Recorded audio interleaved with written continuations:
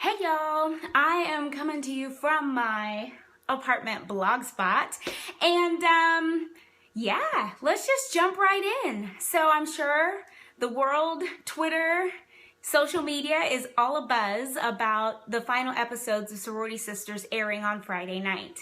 And for me, I think it's awesome that you're going to get to see the end of my story, and I think it's a unique experience to be in the midst of all this madness. I'm going to share with you two stories. One, why I decided to become Greek, and two, why I decided to do a show like this. So when I was in high school, my dad passed away, and I was in ROTC. I loved being in Army ROTC. I wanted to do Raider team and Rifle team, but had some sort of heat stroke during the audition. But I will say that I was the only girl that went out that year for Raider and Rifle team. Well, I did Rifle team, but not Raider team. Anyway, so I really prided myself on being part of that family and part of that team. And there was a young woman, and she may or may not want me to say her name, so I'll just leave her name out. But she knew me. She knew a little bit about my family, but she knew that my dad had passed. And we had uniform inspection. I looked a wrinkly mess. I was just falling apart in so many ways. And she saw me in the hallway, and she was like, "Cadet Hunt, what are you doing?" And I looked at her, and I just started to cry. And she told me to suck it up, to go wash my face in the bathroom, and to report to class, because next period was ROTC, and I was going to have inspection. And she really could have torn me a new one. She could have told, First Sergeant, to throw the book at me, but she didn't.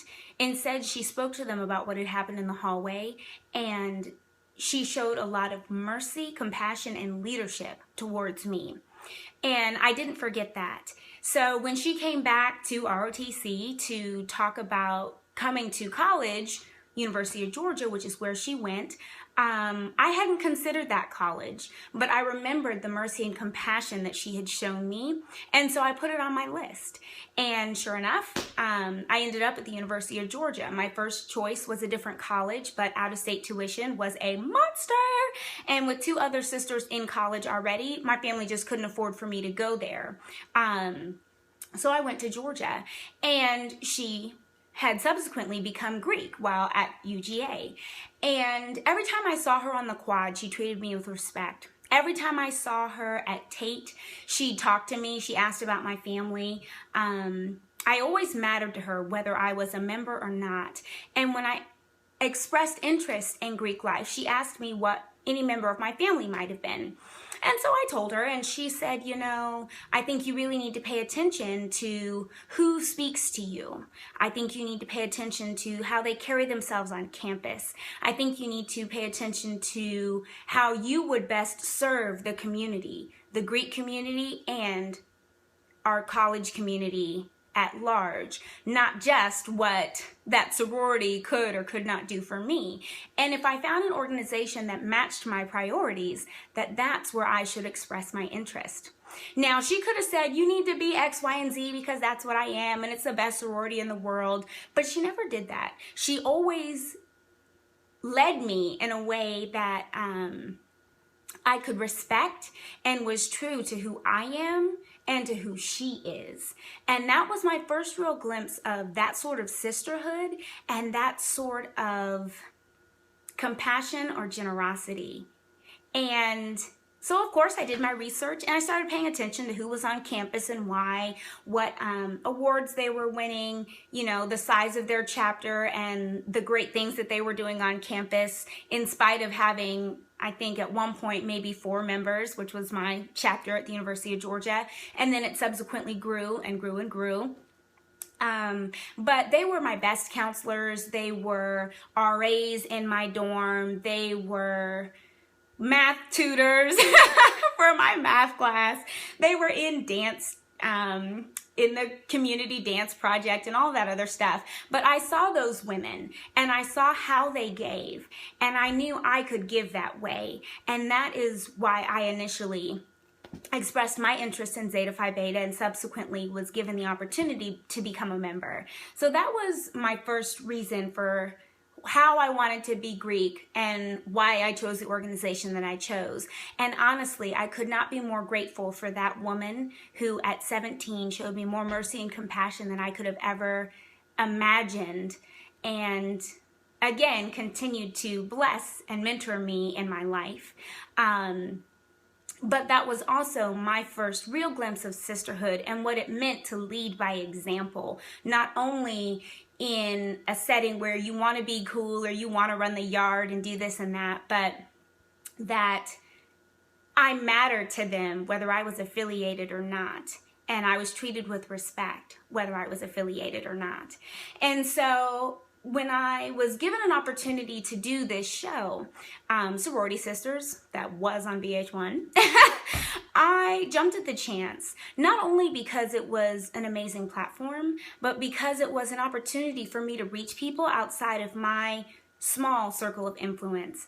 I would be able to share my story with people around the world that may have something that they can relate to, that they see in me and can aspire to or connect with, or, you know, just enjoy laughing at or watching on TV.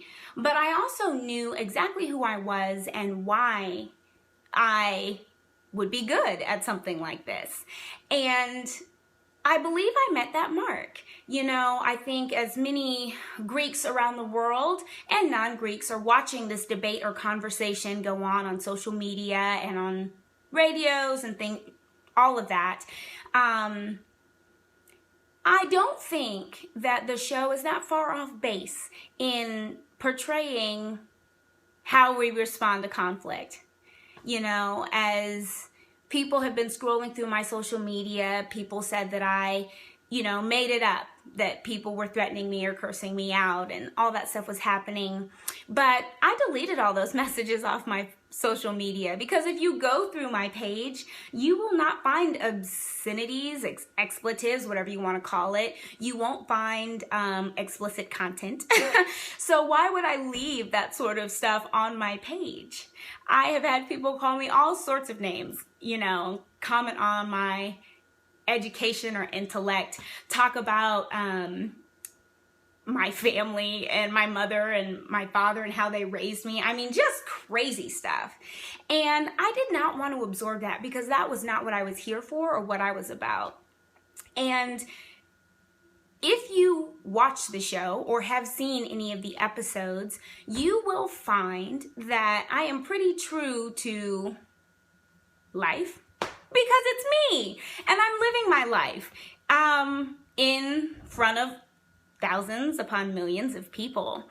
I think as we have gone through this roller coaster ride of the show, I would much rather see people leveraging their energy and efforts into things that are going to have lasting impact, rather than, I don't want to call it a bandwagon, but a hot topic of today. I think we have missed the mark in leveraging our influence. And the debate about if Greek organizations are still relevant today didn't start in December when Sorority Sisters aired on TV. It started a long time ago. It's been an ongoing debate. And part of that is because we currently are not the Martin Luther Kings of the world. There are many of those within our numbers, but we have not organized in mass waves like we saw in the civil rights movement within our current generation. We are seeing it now with some of the things and polarized topics that are happening in our communities, some of the blatant disrespect and socioeconomic issues that are attacking communities nationwide and internationally, if you are paying attention to things that happen globally outside of the US. But let's take this opportunity to really put it where it matters. If numbers would show out for our superintendent voting or education reform, if numbers would show out for healthcare or economic or equal pay, if they would show out for some of the more tangible issues that are going to affect generations, then the debate or question about if Greek life is relevant or the impact of image would be mute, because we would be seeing that same presence day to day. You know, I can count the number of times I've gone to volunteer with youth, and I've been one of the only Greeks in that genre or market or area. When we're doing street cleanups, when there are things happening in your communities, those are the areas that matter. That's where the mobilization really needs to happen. And I think whether I'm on a show or in the streets, whether I'm driving in a car that has my sorority's Greek letters on it or an unmarked car, I don't think people are watching how I drive. And if they cut them off, they have a negative view about Zeta Phi Beta, or, you know, just think I'm an idiot on the road. I think we put a lot of store in the image and less store in the impact. And I'm not saying that to be whatever you want to call it. I think it's great that people are speaking out and mobilizing their voices for whatever things they choose. I personally think there are more powerful uses of our time and our voices. And not to be overly intellectual about this, but if we're really going to break this down, I feel like it's not only a classist debate, but it's a sexist debate as well. Because when you watch things like The Real Housewives of OC, when you watch things like,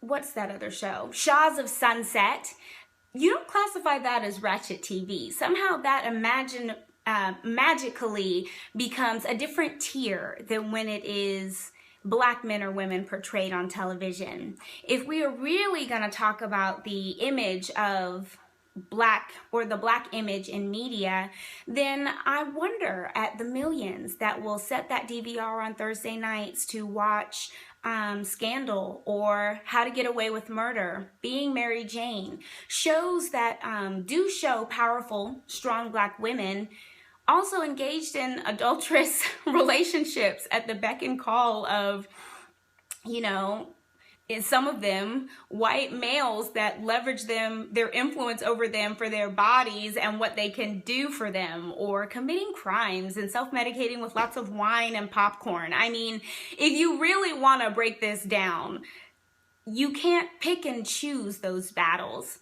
And yes, back to the point about Greeks and the show and all of that other stuff, whether you are on this show or another show, you never take your letters off. You never stop representing who you are and what you're about. I think it's very unique to have and hear other Greeks in the media talking about this experience as if it's somehow separate. There's this others movement that says as long as it doesn't have our name on it, it's okay. But if you're really going to go for the Black image, that makes it sound more like the Greek image matters, not the Black image matters. And you can go tit for tat and circle around that however you please, but I will not run around here with any sort of shame. I carried myself the way I do day to day in my life, and I have nothing to hide or be ashamed of in that realm. I think if more people had taken a second to see the episodes for what they really are, you would have seen the growth, you would have seen the development, and you would have seen the sisterhood.